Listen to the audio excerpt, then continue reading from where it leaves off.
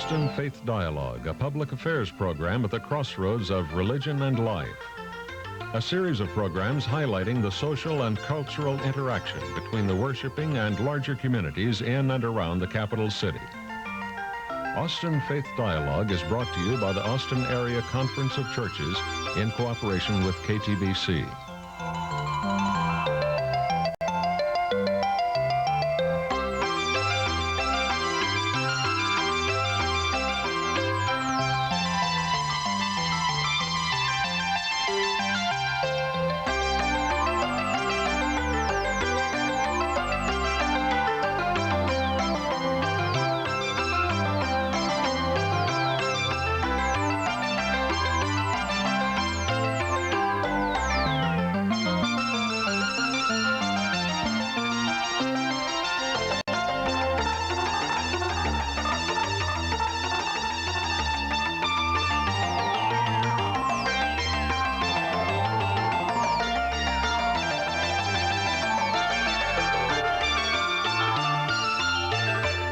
Join us now in today's Austin Faith Dialogue.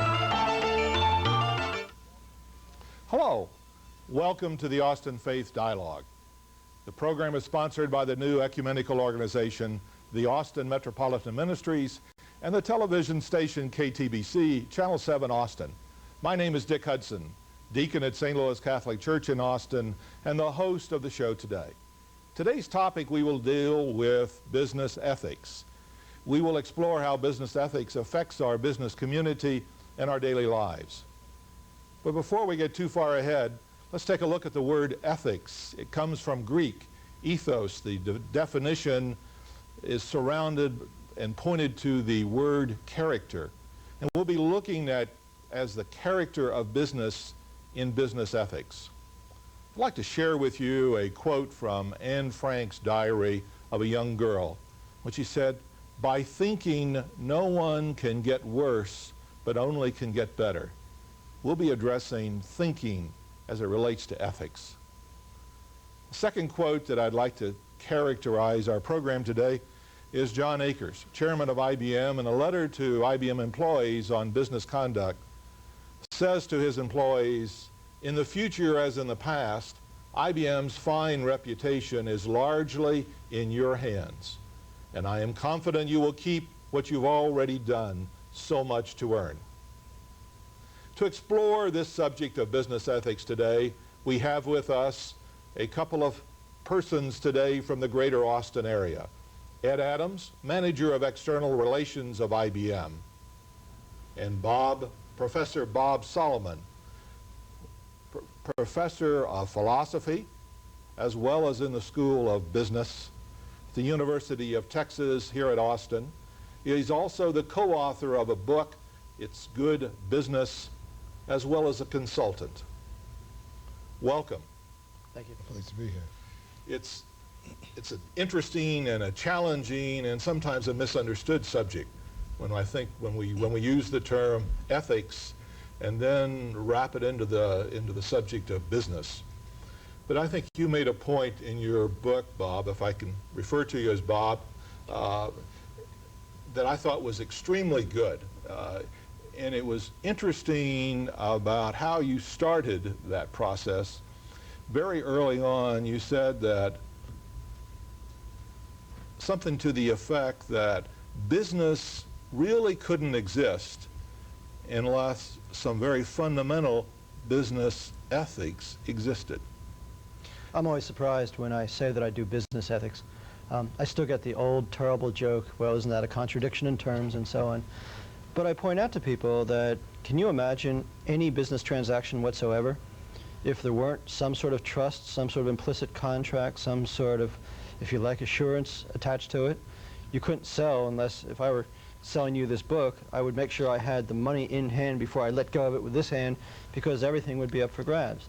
And that's just a very simple personal transaction. You think about a large corporation and how much mutual understanding and trust has to go on between the company and the employees, company and the customers, the company and the surrounding community, in order for it to exist at all. And that's a fascinating thing, because if we didn't have that, if we talk about the negative aspect of it for a moment, we'd really go back to individual transactions. Well, I don't think we'd even have that. I think one of the great myths that has been continued since Adam Smith in the 18th century is the idea that business is nothing but a bunch of individual deals between people. The truth is that even then, there has to be a general structure in which people can trade, can bargain, can understand how to sell, how to produce, how to buy, and so on. We're in a business culture, and I think we forget that. And intrinsic to a business culture is a whole set of meanings and values without which that culture couldn't exist. What are some of those meanings and values as you see them? Well, a lot of them are as American as apple pie. They have to do with the freedom of assembly, otherwise Okay. you couldn't have a marketplace. Right. They have to do with the freedom to make individual choices, and that includes what you want to buy, what you want to sell, what you want to produce. It has to do with the freedom to make contracts, and the idea, just as important, of holding those contracts as sacred and not thinking of them as simply a means to an end or a convenient function that you can get out of later on. It seems to me the whole notion of American freedom in many ways turns on free enterprise, although I don't think that's separate from a great many of the political freedoms that we celebrate. Okay. As we think about ethics, help me a little bit as we begin to look at them. Our Judeo-Christian moral values are maybe some broad guidelines, but there's a lot of things that go on inside of there that are not, that could be unethical or could be ethical. And so we really kind of come up with an inner set of guidelines, of principles, of ways to operate that go beyond just that singular set of Judeo-Christian sets of values, it seems to me. Well, the historical relationship is very complicated because, on the one hand, of course, most of what we do is embedded in that tradition. At the same time, we can all think of lots of examples where the Judeo-Christian tradition, in particular the history of Christianity, has not been very sympathetic to business. If you think of all of the various saints and important leaders, for example, who condemned usury, which we now call the profit motive. Right. If you think of the very harsh treatment that was given to bankers and merchants through a good deal of, for example, medieval and ancient history, it becomes clear that we've got a very complicated history here, which really just turns around in modern times. What we now know as the corporation probably couldn't have existed before the 19th century, and much of what we know as the free market probably couldn't have existed before the 17th.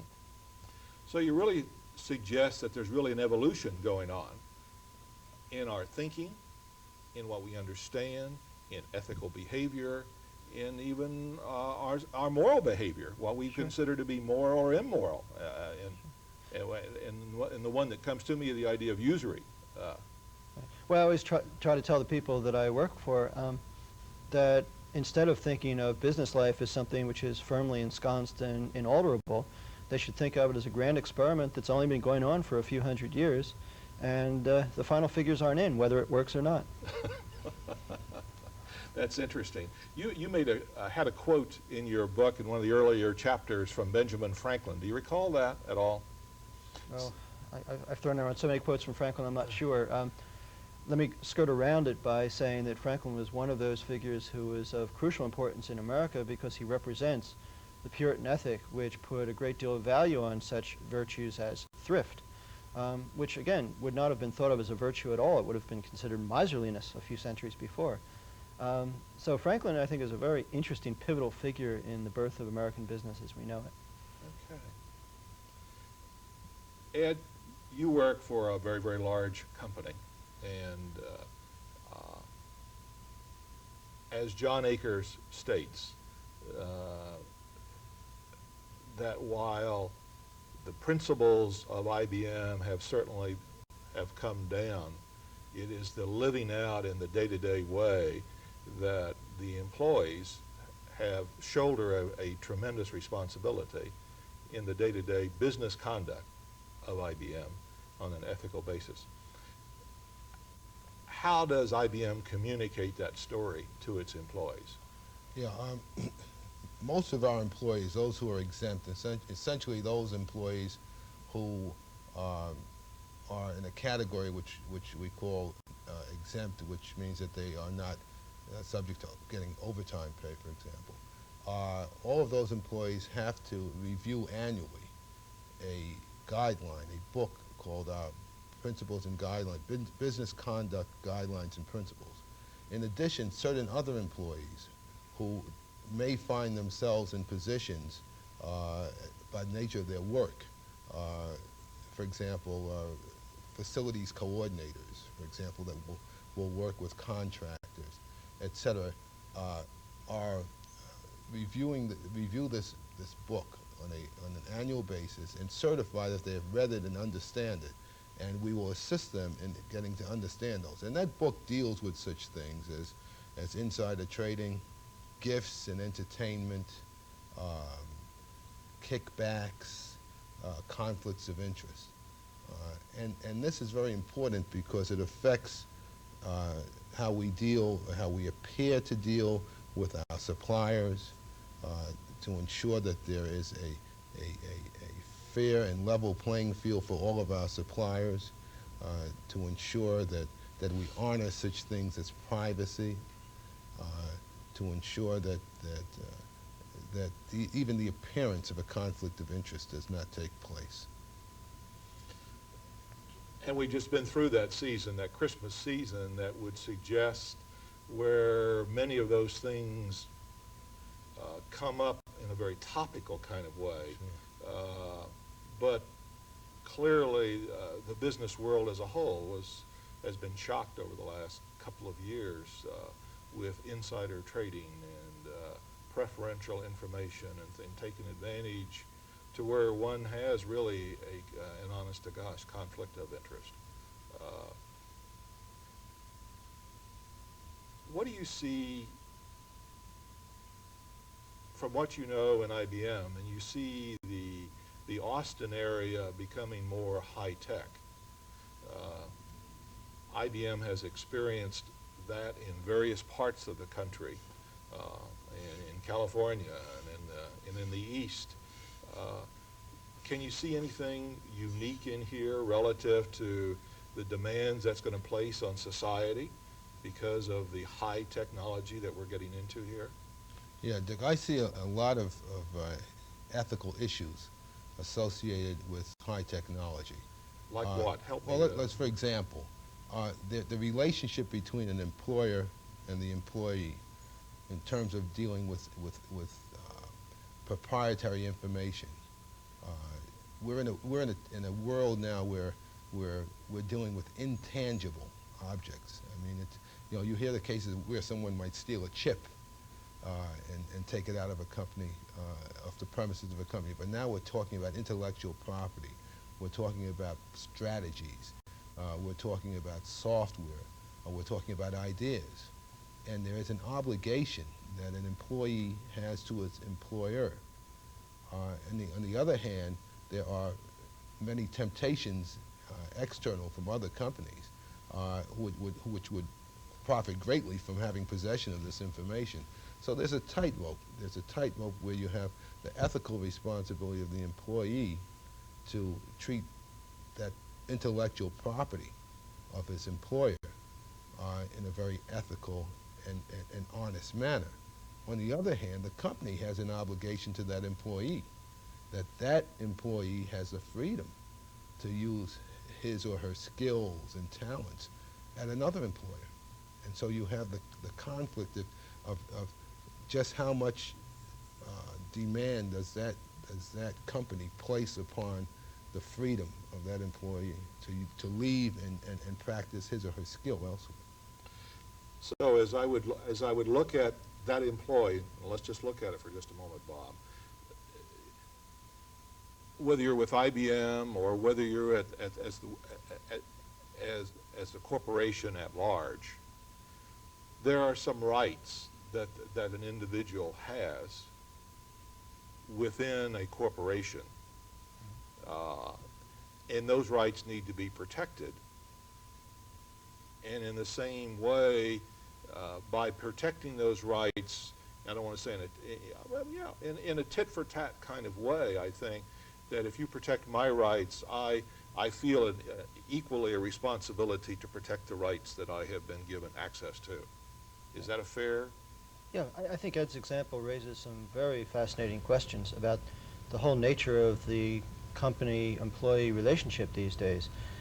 Used to be that, certainly in my father's generation, there was something called loyalty, which everyone took for granted. It was assumed that the company would keep you on for life, and it was assumed that you would stay with the company for life.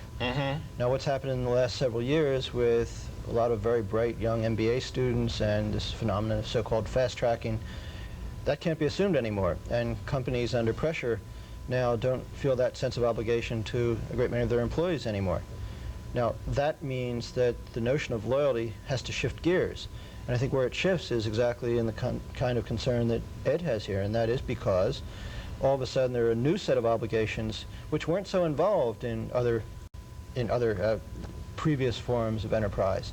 I mean, what's fascinating about information is that you can take it, you can steal it, and yet the person that originally had it still has it. And that changes everything. It's not as if you have to sneak it out the door. It's already up there. And I think there's a very real problem when you start to talk about people moving positions. I mean, Silicon Valley has been going through this for years. What happens when the person who's in charge of a research project quits your company and takes a job at the next one? I mean, there's no way to talk about this without getting very deeply into questions about ethics and obligation. Ethics, obligation, responsibility of the individual, and plus the responsibility of the corporation to the individual. To That's be right. able to, if that individual is in truth creative, in the sense of gift and that type of thing, to be able to call forth those in a forthright manner and not muffle them, so, but be able to protect the rights of the corporation. That seems to me to be a whole interesting set of very thoughtful problems that face business today, and one in which there is obviously not pat answers to. They need to be thought through, and they need to be worked on, and there seems to me to have to be the fundamental ingredient often in ethics is one of trust. And if you don't have fundamentally trust, the rest of the tree of ethics, the other leaves on that tree, are hard to keep present there. Is that a... Yeah, I think any relationship, I think as Bob spoke earlier, you just can't do business without trust. Yeah. And when you say do business, I think that's a relationship not only between the supplier and the customer, but between the employer, the company, and the employee, between the company and in our business, the dealer or the customer, with our competitors in particular. That we have to be trusting of each other in the marketplace, that we will not make disparaging remarks or tell untruths about our competitors' products, nor that they would do the same to us. Otherwise, can you imagine a world of absolute chaos with everyone lying about everybody else? I mean, that is can't function. Yeah. Okay. Well, it's also what's changing now is the speed. I mean, it used to be their company would make one product, and it might make the same product for years and years without any serious changes. And if you're now talking about the computer industry, my goodness, I mean, you're talking about a serious innovation and perhaps even a whole turnover of the industry in a 6-month period. That's never happened before. And something like the stock market and computerized trading, you look at how much the problems have escalated just because of the speed. I mean, we're not talking about national markets anymore, we're now talking about global markets. And that's an enormous change. Plus the level of trading, you know, which we, a few years ago, we wouldn't even begin to think about was reasonable, that we're at today, the volumes. I think one interesting dilemma now is also the international aspect, the global aspect of business, where we deal in environments that don't have the same ethical codes. For example, there are certain nations where mordida is common. And there are companies like IBM, which firmly tries to hold a standard code of conduct throughout the world. and that poses some interesting problems in themselves. I would think that would. In fact, you brought up some of those kinds of problems on an international basis where it was acceptable in one culture but totally unacceptable way of behavior in another. Sure. And the problem is I wish I could give you a recipe, something like when in Rome, do as Rome, but it doesn't work that way. And that's when sometimes your values are very strained. And of course, the most talked about questions are the one where you have a set of standards and you're carrying on business in a country or in a place where those standards aren't recognized. What I find an equally interesting case is when you're operating overseas in a country that has a different set of standards, and you recognize that there is something to those standards which you're lacking. And I think very often we're always trying to put ourselves on the white horse and make it sound as if we're the good guys. But I think the truth is that a great many times we're the ones who find ourselves either willingly or unwittingly interfering with other people's ways of life, which may, for their purposes, be just as good. Let me give me an example to help us get into that just a little bit, would you? Well, I'm thinking, for example, of several American enterprises in Southeast Asia some years ago, where let's just say the work rules that were imposed by the companies in question seriously interfered with the cultural lives, and in particular the family ties of the people who lived there. Now, it seems to me that one of the obligations an international company has is, in some sense, to tailor its expectations and its demands, and this is for its own interests as well as for moral reasons, to the interests and customs of the people that it's working with. And that becomes hard to deal with, like an IBM or any international corporation, I would say. Well, I'll give you a good example where we, as a company, continue to instill our values in a society where our values were considerably different than the mores of that society, and that's the South African situation, where IBM did business in South Africa. And while that merits a long discussion in itself, but here's a situation where we did things there that we thought were morally right and ethically right, which were in fact in violation of the law there. But we felt they were right and appropriate, and there's still some schools of some people in the United States and some folks that feel that companies continuing to practice that way in South Africa are still not acting ethically correct. So that poses again, the international marketplace poses this conflict in how do you measure ethics in terms of what's right for your customers, your stockholders, your employees, and sometimes they could even be ethical conflicts amongst that group. Let's take a moment and just identify those that you feel fairly comfortable with, but I just think for ourselves, very typical petals in that tree or branches in that tree, I think you'd find very important things with employees, with corporations, other corporations, a significant one to community and its social relationship with that community, to its vendors, to its dealers, to its competitors, to its business partners. And those number of petals seem to me to begin to be multiplying rather than if I just got this one petal fixed, then I've got the rest of them, and it doesn't seem to be quite work that way. Bob, as you look in the future and in the next 10 years, what's going to happen in Austin? What are going to be the critical ethical issues do you see bubbling up? Well, I think we're going to once again face the growth issue. It's been quiet for the last several years. Right. But one thing I've noticed since I've been here is that the number of large corporations in Austin in the last few years has increased enormously. And that wasn't true when I first moved here 15 years ago. And just on the general national business scene, I'm very impressed that Now questions of values and notions of excellence, which don't just mean profit motive, are coming to the fore and are being, it's not a joke anymore. People are really recognizing the importance of this. 10 years ago, if I had said, I'm interested in doing business ethics and talking about what's going on there, no one would have been interested.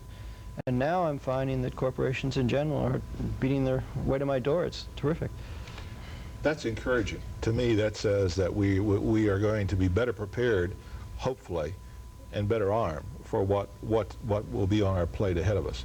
Ed, as you see, what are the critical things facing IBM, and I guess large companies as a whole, if I can get you maybe just to step back and generalize just a moment there,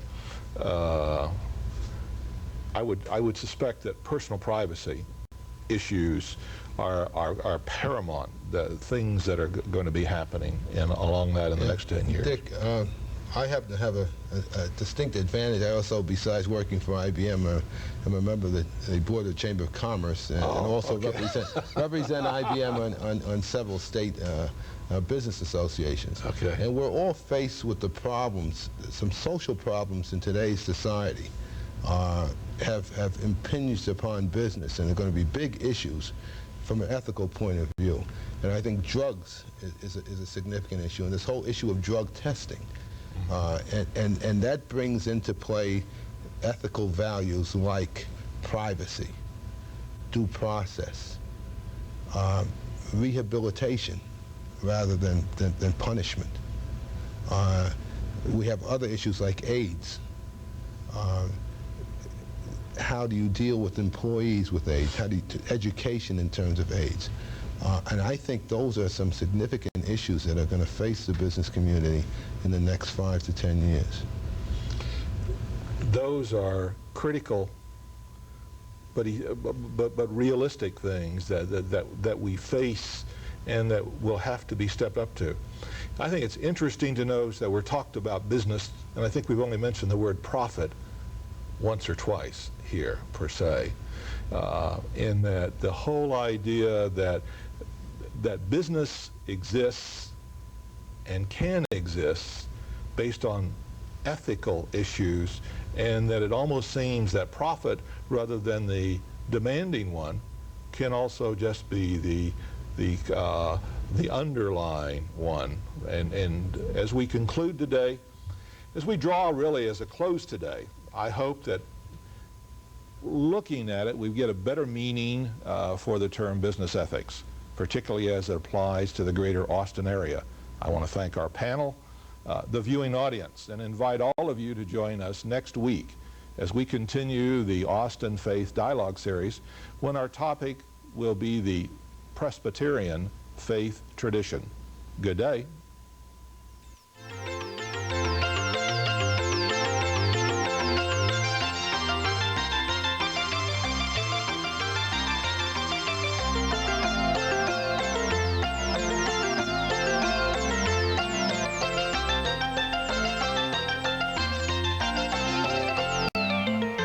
For more information about today's topic, call